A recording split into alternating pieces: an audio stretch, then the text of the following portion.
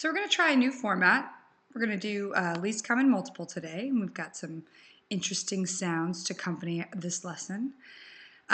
Least common multiple is lesson 3 in chapter 4, and it is similar to GCF, but not the same. So let's make sure we make the distinction between factors and multiples. So sometimes it's hard to actually write it in words, but I think in an example it makes it really clear. Factors of 10, they're smaller numbers, right? They're numbers that go into 10 evenly. 1, 2, 5, and 10. It's a finite number of factors. There are a finite number of factors in 10. Multiples of 10 are numbers that 10 itself can go into. 10, 20, 30, 40, 50. And it is not finite, it's infinite. They go on and on. You can continuously find multiples of 10. So what I should say is dot, dot, dot. So my dot, dot, dot went away, but basically here it is. Dot, dot, dot. Okay. Least common multiple is looking at two or more numbers or number expressions and finding the smallest multiple that they have in common. So if you look at two different numbers, you look at all of their multiples, you want to know what the smallest multiple that they have in common is. That's where it comes from. Least common multiple, otherwise known as LCM. Okay, let's hear what the chimpanzee has to say about it.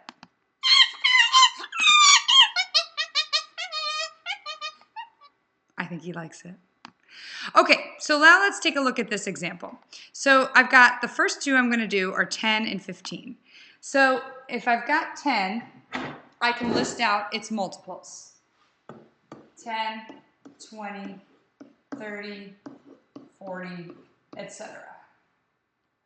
If I look at 15, I've got 15, 30, 45, 60, etc. So what is the least common multiple, the least multiple that they have in common? Well, it's fairly easy to see here because you don't have to list for very long. It's 30.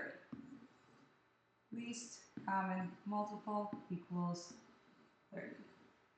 Okay, so that's one way to do it. But then what happens is that the numbers becomes a little bit more difficult. 15 and 36, you may not know off the top of your head what that least common multiple is. And if I list it out, it could end up taking a really long time to get there. So what I'm going to do now is I'm going to start by breaking it down into its basic components, like we did for GCF. So we're going to do the prime factorization of 15 and 36.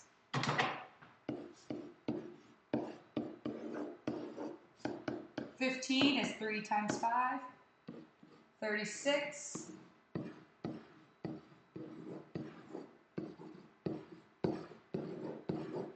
36 is 2 squared times 3 squared. Okay, so now to find the least common multiple, or the multiple that they have in common, now it's going to be very different from the GCF. I'm looking for a number that both of these numbers go into, that 15 goes into and 36 goes into. So I'm listing all the factors without the overlap this time. So how that works is you start with the smallest number on both of your lists. So here's one list and here's the other list. The smallest number I see is 2.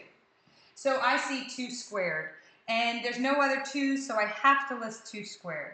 So in my LCM, I list 2 squared. Okay, times. Now I go to my 3's. 3's, I've got 3 squared here, and I've got 3 here. This one over here has 2 3's, 3 times 3. This one over here has 1 3. I don't combine them, I just look at which one has the most. This one over here has the most, so I'm going to list in my LCM 3 squared. Because I can find 1 3 in there, but I can also find 2 3's in there. Okay? And then my next number is a 5. There are no other 5's on the board, so I have to include it because both my numbers need to go into it. So 15, remember, was 3 times 5. Do you see a 3 and a 5 in that number? Yes. 36 is 2 squared times 3 squared. Do you see a 2 squared? Yes. Do you see a 3 squared? Yes.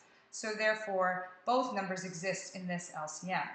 I do want you to take it a step further and multiply it out. This gives me 4 times 9 times 5, or 4 times 45, which would be, anyone?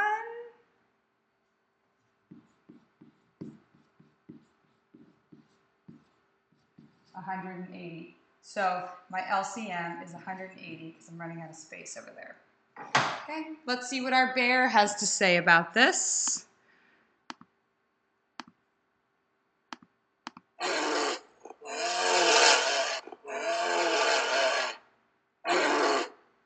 He might be mad. I couldn't quite tell on that one.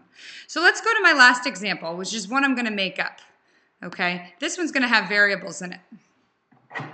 So I have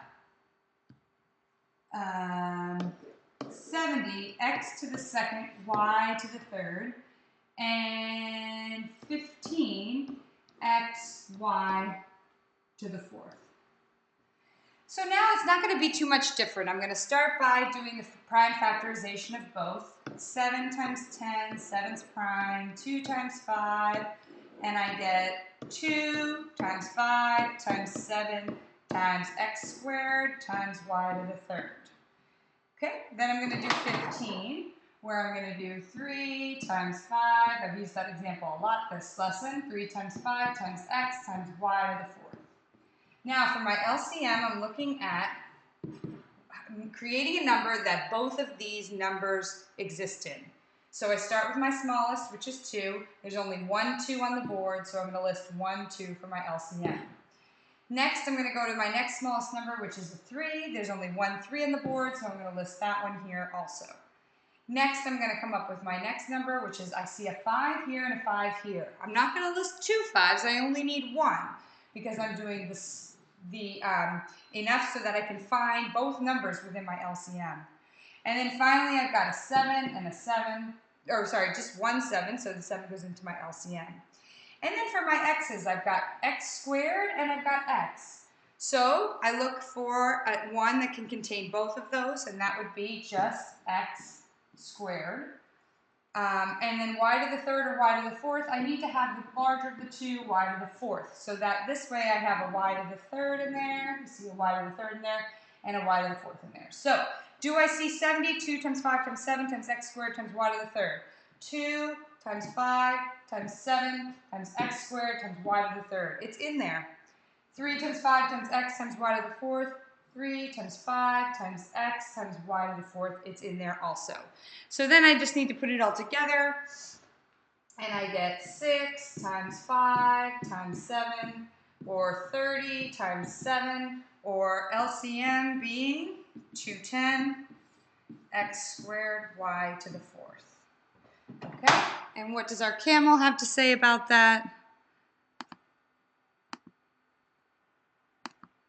Where is he? Come on, camel, tell us what you got.